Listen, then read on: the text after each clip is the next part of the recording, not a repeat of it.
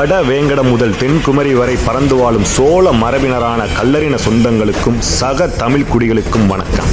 தென்னிந்தியாவின் மிகப்பெரிய திருவிழாவாக கொண்டாடப்படும் மண்மனம் மாறான மதுரையின் சித்திரை பெருவிழாவின் முத்தாய்ப்பான நிகழ்வாக கருதப்படும் கள்ளழகர் வைகை ஆற்றில் இறங்கும் நிகழ்விற்காக போர்க்குடி கள்ளரினத்தின் தலைமகனாக விளங்கும் அருள்மிகு கள்ளழகர் 14 தன்னரசு கள்ளர் நாடுகளில் ஒன்றான மத்தம் மேலநாட்டில் அமைந்துள்ள திருமாலிருஞ்சோலை எனப்படும் அழகர் மலையில் இருந்து 18ஆம் படி கற்பனையின் காவலுடன் மத்தம் மேலநாட்டு கல்லரின ஆண்மகனாக கைகளில் கள்ளர்த்தடி எனப்படும் வளரி மற்றும் பிரம்புகளை ஏந்திக் கொண்டு காதுகளில் கடுக்கன் தலையில் கொண்டையிட்டு கள்ளர் நாட்டு அம்பலம் போல் நீண்ட தலைப்பாகையுடன் மதுரையை நோக்கி புறப்படுவார்.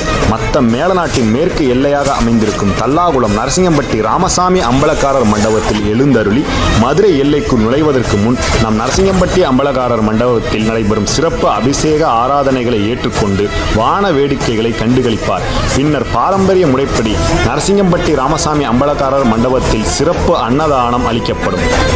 வைகை ஆற்றில் எழுந்தருள கள்ளழகர் புறப்படுவார். வைகை ஆற்றில் எழுந்தருளிய பிறகு மீண்டும் அழகர் மலை திரும்பும் போது பூப்பல்லக்கில் நரசிங்கம்பட்டி ராமசாமி அம்பலக்காரர் மண்டபப்படி வந்து தங்கப்பல்லக்கில் அழகர் மலை நோக்கி திரும்புவார்.